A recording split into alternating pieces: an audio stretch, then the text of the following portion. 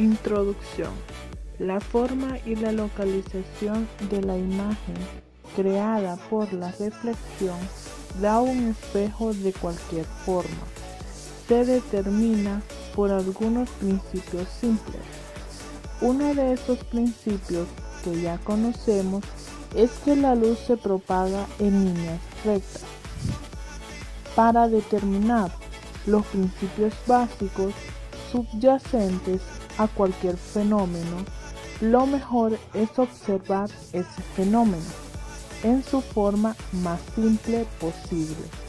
En este laboratorio observaremos la reflexión de un materiales: banco óptico, mesa de rayos y base, placa de hendidura, espejo óptico de rayos, fuente de luz, titular del componente y máscara de corte.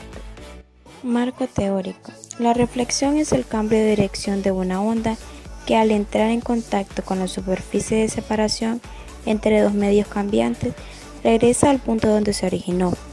Un ejemplo común es la reflexión de la luz. La ley de reflexión nos dice que un rayo incide sobre una superficie reflectante, será reflejado con un ángulo igual al ángulo de incidencia. Ambos ángulos se miden con respecto a la normal de la superficie. Esa ley de la reflexión se puede derivar del principio de Fermat. La ley de la reflexión de la familiar imagen refleja un espejo plano en el que la distancia de la imagen detrás del espejo es la misma que la distancia del objeto frente al espejo. La reflexión se divide en dos tipos. Reflexión especular.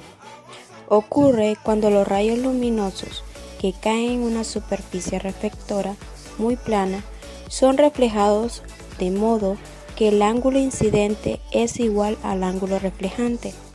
Reflexión difusa. Cuando los rayos paralelos que caen en una superficie rugosa reflejan los rayos luminosos con ángulos dispersos, de modo que se puede observar una imagen en la superficie. Procedimiento. Número 1. Configure el equipo como se muestra en la figura 2.1. Número 2. Ajuste los componentes de modo que de un solo rayo de luz se alinee con la flecha en negrita, indicada como normal en la escala de grados de la tabla de rayos. Número 3. Alinee cuidadosamente la superficie reflectante plana del espejo en la línea en negrita etiquetada en la tabla de rayos. Número 4. Con el espejo correctamente alineado, la flecha en negrita en la mesa de rayos en normal en ángulo recto al plano de la superficie reflectante. Número 5. Gire la mesa de rayos y observe el rayo de luz. Número 6. Los ángulos de incidencia y reflexión se miden con respecto a la normal a la superficie reflectante, como se muestra en la figura 2.2. Número 7. Gira la mesa de rayos, ajuste los ángulos de incidencia a cada uno de los ajustes mostrados en la tabla 2.1. Número 8. Para cada ángulo de incidencia, anote los ángulos de reflexión. En nuestro laboratorio se nos hicieron las siguientes interrogantes. Número 1. ¿Son los resultados de los dos ensayos iguales? Sí, no. ¿A qué atribuyen las diferencias? En algunos datos varía debido a que es muy probable que el espejo se mueva en los ensayos. Número 2.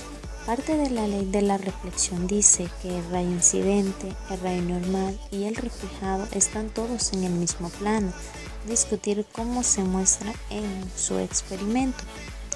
En nuestro experimento se muestra ya que la superficie es lisa y actúa como espejo y produce una imagen reflejada. Número 3. ¿Qué relación mantiene entre el ángulo de incidencia y el ángulo de reflexión? La relación es que tienen la misma magnitud medidos a partir de la línea normal, una hacia un lado y el otro es el lado opuesto. Conclusiones. El conocimiento de la ley de reflexión nos permite comprender cómo y por qué se forman las imágenes. Si la superficie es lisa como un espejo, los rayos son reflejados o rechazados en una sola dirección.